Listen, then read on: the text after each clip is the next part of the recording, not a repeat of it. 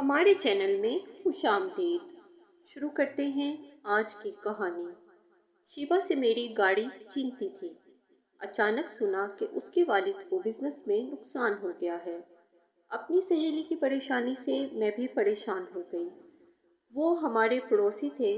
دیکھتے دیکھتے ان کے گھر کے حالات دگرگوں ہوتے گئے۔ قیمتی گاڑی بک گئی۔ اس کی جگہ انہوں نے ایک سیکنڈ ہینڈ پرانی گاڑی لے لی۔ ان کے گھر میں 3 نوکر تھے، ایک ڈرائیور، ایک مالی اور ایک گھریلو کام کے لیے ملازم۔ اب صرف ڈرائیور باقی رہ گیا، جو ڈرائیونگ کے ساتھ دیگر کام بھی کرتا۔ شیبا کے بھائی منور کو پہلے بیرون ملک بھجوانے کا پروگرام تھا، پھر اسے مقامی کالج میں داخل کرا دیا گیا۔ منور اچھا لڑکا تھا، میرے گھر والے اسے پسند کرتے تھے۔ اس کے ہمارے گھر آنے جانے پر بھی ان کو کوئی اعتراض نہ تھا۔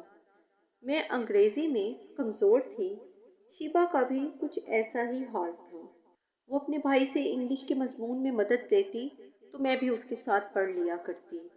کبھی کبھار کچھ سمجھنا ہوتا تو منور میری ہیلپ کر دیتا تھا۔ وہ بہت سنجیدہ لڑکا تھا۔ اس کی خاموشی پر مجھ کو حیرت ہوتی تھی۔ اس کی سنجیدگی گھریلو ماحول اور ان کے بدلتے ہوئے حالات کی وجہ سے تھی۔ شیبا پر ان دنوں سکوت طاری تھا۔ وہ مجھے اپنے حالات سے آگاہ کرتی رہتی تھی۔ ان سے قسمت اس قدر خفا تھی کہ اب فیس اور ضروری تعلیمی اخراجات کے لیے بھی رقم نہ رہی تھی۔ میں اپنی سہیلی کی باتیں سنتی تو بہت دکھ ہوتا تھا۔ جب یہ لوگ شروع میں آئے تھے ان کے یہاں کسی شے کی کمی نہ تھی، روپے کی ریل پیل تھی، اور اب یہ عالم ہو گیا تھا کہ ہر شے ادھار پر چل رہی تھی۔ ایک دن ابو گھر آئے تو کچھ پریشان لگ رہے تھے۔ کہنے لگے، صفدر کی ماں، آج میں ایک بہت بری خبر سن کر آیا ہوں۔ میں مظہر صاحب کو ایسا نہیں سمجھتا تھا۔ سنا ہے انہوں نے منشیات کا کاروبار شروع کر دیا ہے۔ اگر ایسا ہے تو یہ بہت بری بات ہے۔ ان کے بچوں کا کیا ہوگا؟ ان کے گھر میں ایک پریشانی کا عالم ہے۔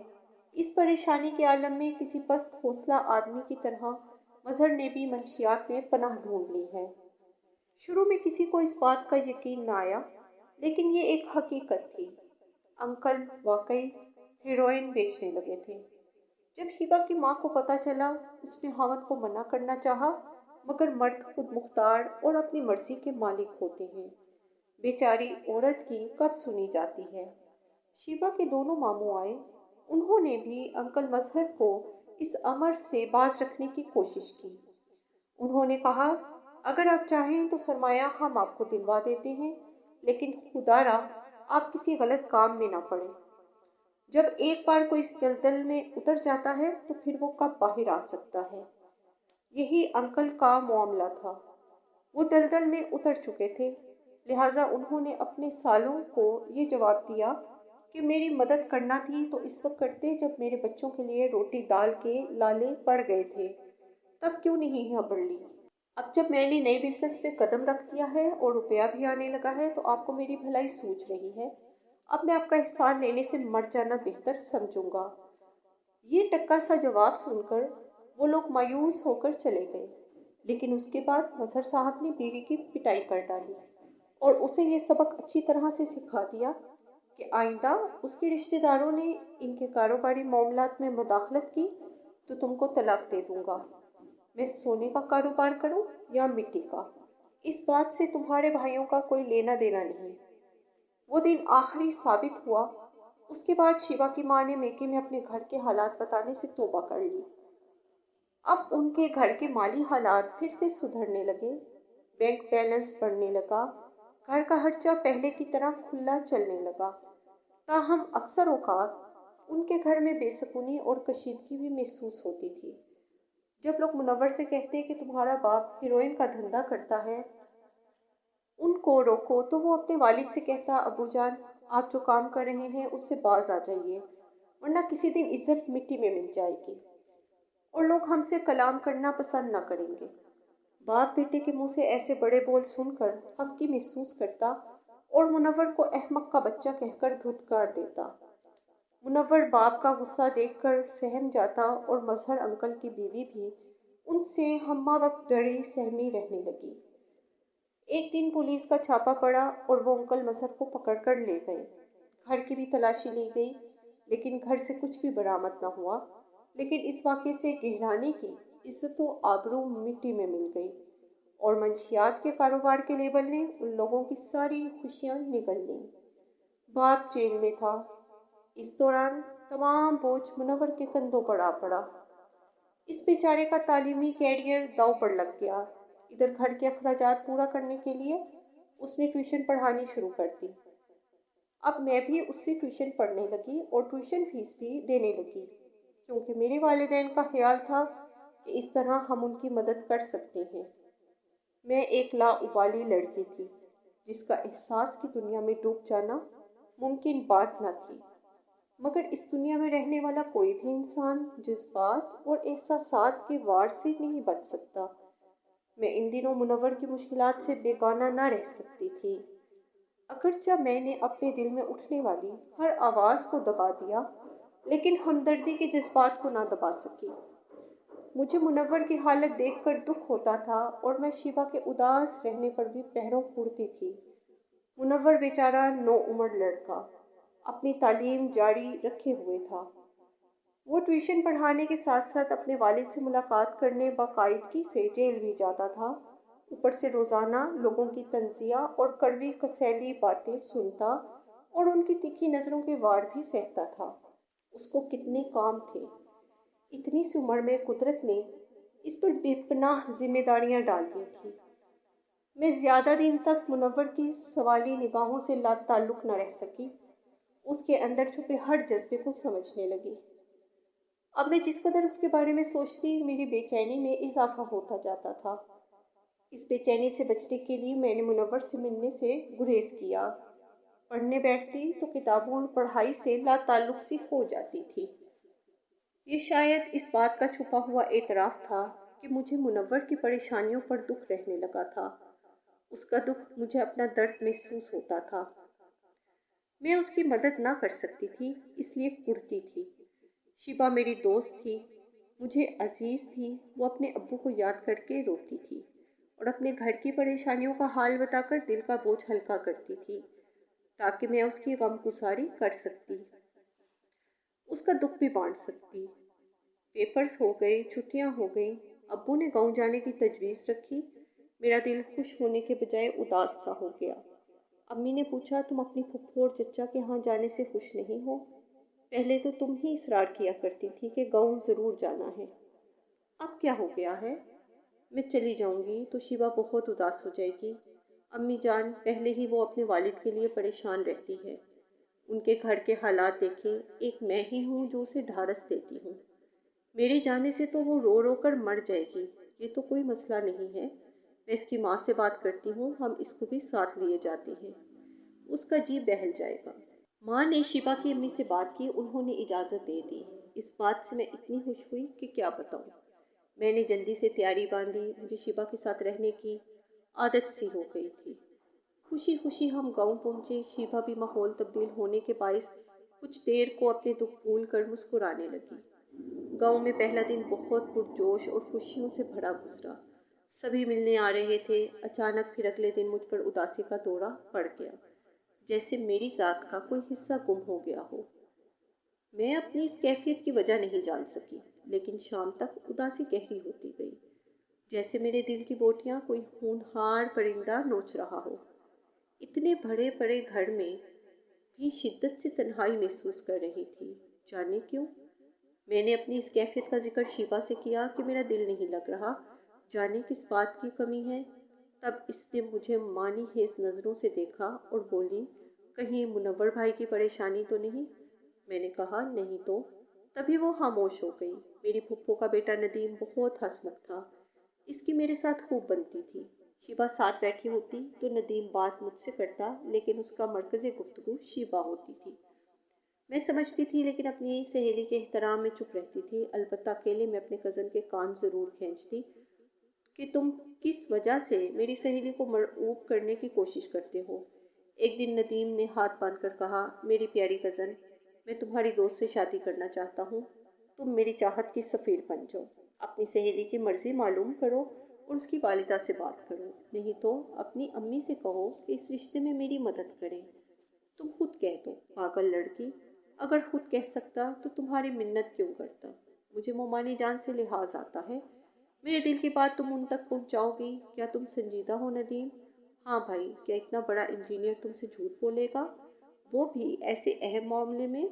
अच्छा ठीक है, मैं बात करूंगी, बेफिक्र रहो। अगर नदीम शिबा को अपना ले तो मेरी सहेली के दिन बदल जाएंगे। वो फाकों की हालत से निकलकर एक दौलतमंद गहराने की बहू बन जाएगी।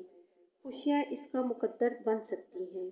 फिर नदीम भी अपने ससुर की रिहाई में मददगार हो सकता है। क्यों ना मैं कोशिश करूं अपनी सहेली की अफसुर्दगी के समंदर को ख़त्म करने की। मैंने पहले शीबा से पूछा। उसने कहा नदीम अच्छा लड़का है। उसने हाँ कह दी तो मुझे एतराज़ ना होगा। नदीम ज़्यादा दुलेर निकला। मुझसे पहले ही उसने शीबा से खुद बात करके उसको राज़ी कर लिया। ताहम मैंने अम्मी से बात की। वो बोली घर जाकर मैं शीबा की अम्मी से बात करूँगी। जब मैंने शीबा से दोबारा पूछा कि तुमने क्या सोचा है, तो उसने जवाब दिया मैंने खुद नदीम से बात की है, क्योंकि समझ गई थी कि वो क्या चाहता है। इस वक्त शीबा की खुशी दिखनी थी। उसकी मुस्कुराहट किसी फातिह जैसी थी। उसने मुझे कहा मैं तुम जैसी बुज़दिल नहीं।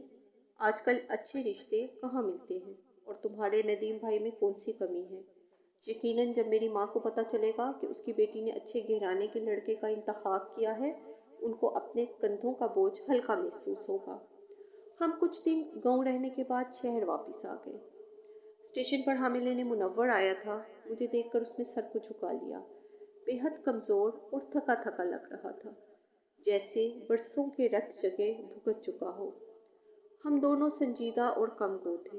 मैं इससे बहुत कुछ कहना चाहती थी, मगर जब भी कुछ कहना चाहती मेरी ज़बान गंग हो जाती थी। ज़बान पर भारी ताले महसूस होते। एक रोज़ नदीम भाई और उसके वालिदैन गाँव से हमारे घर आए। वो अपने वालिदैन को रिश्ते के लिए मना कर लाया था, लेकिन शिबा की अम्मी ने कहा कि अभी हमारे हालात ऐसे हैं कि इन हालात में बेटी की डोली उठनी मुश्किल है। मेरा हावन जेल में है और मोहल्ले वाले हमसे मुंह फेर चुके हैं। एक आग का घराना है जो हमसे ताल्लुक़ निभा रहा है। अम्मी उनकी मजबूरी समझ चुकी थी। उन्होंने फुफ्फो से कहा कि बेटी को सादगी से रुखसत करने के लिए भी तो आखिर कुछ न कुछ रकम दरकार होती है। वाकई उनके हालात ऐसे हैं कि 2 वक्त का चूल्हा जलना मुश्किल हो रहा है। मुनव्वर कॉलेज से आकर सारा दिन ट्यूशन पढ़ाता है। अगर उनकी माली मदद हो जाए तो शायद शीबा की अम्मी मान जाएं। तब पप्पू ने आंटी से बात की। कहा कि हम शादी का दोनों तरफ का खर्चा उठाएंगे, जहेज़ भी नहीं लेंगे। अब्बू ने मुनव्वर को बुलाकर अलग समझाया कि इन हालात में तुम्हारी बहन बहुत अच्छे घर में जा रही है, तुम्हारा बाप जेल में है, ऐसा रिश्ता फिर ना मिलेगा। बहन को ब्याह कर रुखसत करो और अपने कंधों का बोझ हल्का करो। इन लोगों की ज़मानत मैं देता हूँ, ये मेरे रिश्तेदार हैं। आप मेरे बुज़ुर्ग हैं अंकल, मेरे साथ चल कर जेल में अब्बू से बात कर लें तो मुझे कोई एतराज़ नहीं होगा। अब्बू मुनव्वर के साथ अंकल मजहर से मिलने जेल गए, उनको तमाम बात समझाई और उन्होंने रजामंदी दे दी। यूँ शिबा की किस्मत खुल गई और वो नदीम की दुल्हन बनकर गाँव चली गई। नदीम के वालिद बड़े ज़मींदार थे, दौलतमंद लोग थे। उन्होंने शिबा को सोने से पीला कर दिया। उसके नाम एक मुरब्बा ज़मीन लिख दी। शिबा के ठाठ हो गए। अब जब वो मैं के आती, बड़ी सी एयर कंडीशन गाड़ी में आती। पहले वो मेरी सहेली थी, अब रिश्तेदार बन चुकी थी। अब भी मुझसे वालिहाना मोहब्बत करती थी और मुझे सबसे ज़्यादा खुशी इस बात की थी कि वो मुनव्वर की परेशानियां बांटने के काबिल हो चुकी थी। जो काम मैं न कर सकी वो कर सकती थी। हर चाहने वाले को प्यार की मंजिल नहीं मिलती। मैं भी इन्हीं बदनसीबों में से एक थी। इन्हीं दिनों खानदान से मेरे लिए एक अच्छा रिश्ता आ गया। लड़का इंजीनियर था और सऊदी अरबिया में काम कर रहा था। वालिद साहब ने अच्छा घराना देखकर फौरन हाँ कर दी। मैं मशरकी लड़की क्या कर सकती थी। वालिदैन की अतात में खामोशी से सर झुका लिया। अपना हाल दिल किसको बताती कि मैं मुनव्वर को जीवन साथी बनाना चाहती हूँ। लेकिन मुनव्वर के हालात ऐसे थे कि मुस्तकबिल बनाने के लिए अभी इसको एक उम्र चाहिए थी। वालिद साहब ने उसकी तालीम का खर्चा उठाया तो वो कहीं ग्रेजुएशन कर पाया, लेकिन वो अंदर से बिल्कुल खोखला हो चुका था। इसमें जीने की उमंग बाकी ना रही थी। तमाम वक्त सिगरेट पीता। वालिद ने बहुत समझाया, उसने सिगरेट पीना ना छोड़ा। कुछ दिन छोड़ देता, फिर से पीने लग जाता। कुछ दिन छोड़ देता, फिर से पीने लग जाता। اچانک انہونی ہوئی کہ میری منگنی کے بعد اچانک ایک دن منور کی والدہ آئیں اور انہوں نے منور کے لیے میرے رشتے کی بات کی۔ والد صاحب نے کہا، بہن آپ پہلے کہاں تھی؟ اب جب بیٹے کی منگنی ہو چکی ہے، آپ رشتے کے لیے آ گئی ہیں، میں منگنی توڑ کر آپ کو رشتہ نہیں دے سکتا۔ ویسے بھی آپ کے گھر سے بیٹی لی ہے، یہ بڑی بات ہے، ورنہ ان حالات میں جب آپ کا خاوند جیل میں ہے، کون ایسے گھرانے سے رشتہ جوڑتا ہے؟ اس جواب سے آنٹی تو چپ ہو گئی، مگر منور ہل کر رہ گیا۔ میں جان گئی کہ منور ہی نے ماں کو بھیجا ہے، ورنہ آنٹی تو حالات ٹھیک ہونے تک بچوں کے بیاہنے کا سوچ بھی نہیں سکتی تھی۔ اس کے بعد وہ بیمار پڑ گیا، اسے ہسپتال داخل ہونا پڑا اور حالت مخدوش ہو گئی۔ شیبا بھائی کی تیمارداری کو گاؤں سے پہنچی، لیکن وہ مجھ سے اور ہمارے سارے گھرانے سے ناراض اور بدظن تھی کہ والد نے میرا رشتہ دینے سے منع کر دیا تھا۔ اگرچہ دوسری وجہ یہ بھی تھی کہ منور حالات سے لڑتے لڑتے تھک گیا تھا اور اب اس میں دم ہی باقی نہ تھا مزید صدمات سہنے کا۔ اس کی زندگی میں نہ تو روشنی کی کوئی کرن باقی رہ گئی تھی۔ مجھ کو جلد ہی میرے منگیتر کے ساتھ شادی کے بندھن میں جکڑ دیا گیا۔ سلیم اچھے انسان تھے، لیکن مجھ کو مسلسل منور کا خیال ستاتا تھا۔ اس وجہ سے بھی وہ کہ بیمار ہے اور ہسپتال میں پڑا ہوا تھا۔ تاہم میں اب شادی شدہ تھی، مجھے اپنے خاوند کو قبول کرنا ہی تھا، یہی میرا مقدر تھا، اور میں اتنی بہادر اور بے دھڑک لڑکی بھی نہیں تھی، اپنے باپ کی لاج رکھنے پر مجبور تھی۔ انہوں نے مجھے بہت پیار سے پالا پوسا تھا، میں ان کی عزت پر بٹا نہیں لگا سکتی تھی۔ اپنے گھر والوں کی عزت کے لیے میں نے اپنے دل کا خون کیا تھا۔ 8 دن کے اندر اندر میری شادی کر دی گئی۔ شادی کے 2 ماہ بعد میری ملاقات اچانک بازار میں منور سے ہو گئی۔ وہ صدیوں کا بیمار لگ رہا تھا، بہت غم زدہ تھا۔ اس کی حالت دیکھ کر کلیجہ منہ کو آ رہا تھا۔ میں نے اسے تسلی دی۔